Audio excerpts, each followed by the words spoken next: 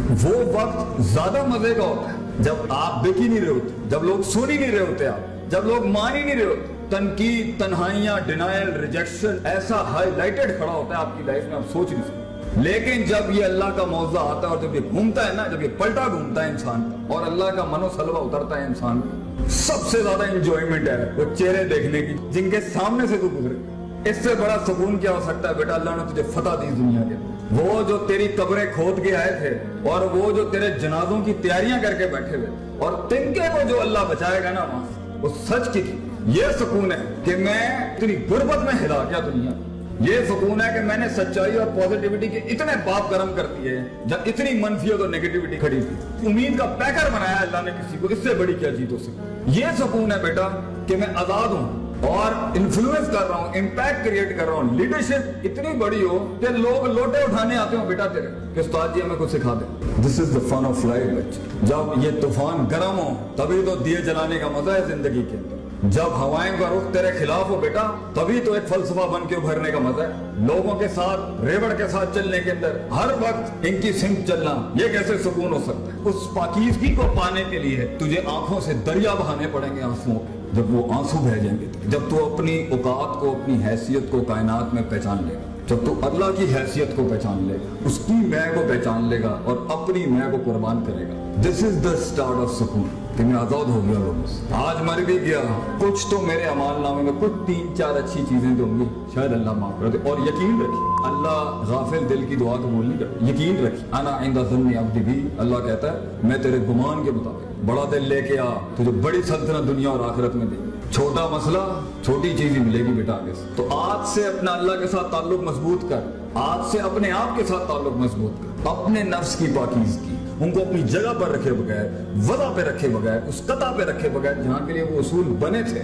जब तक तू इफरात तफरीद और एक्सट्रीम से उस बैलेंस पर नहीं आएगा बेटा, अगर इल्म भी पढ़ा दिए ना तो शैतान बन जाएगा। बगैर वक्त लगाए आप कैसे अपने आप का तस्किया कर सकते हैं? बगैर वक्त लगाएगा आप उसूलों को उसकी जगह पे कैसे रख सकते हैं? बगैर वक्त लगाए, बगैर टाइम लगाए आप कैसे पहुंच सकते हैं वहां पे जहां आपको पता हो यहाँ इस मिजाज, इस वज़ा, इस कता, इस जमान, इस मकान, इस लहजे, इस इंटेंसिटी और इस डेंसिटी के साथ ये काम करने वाला था। ये कैसे आएगा?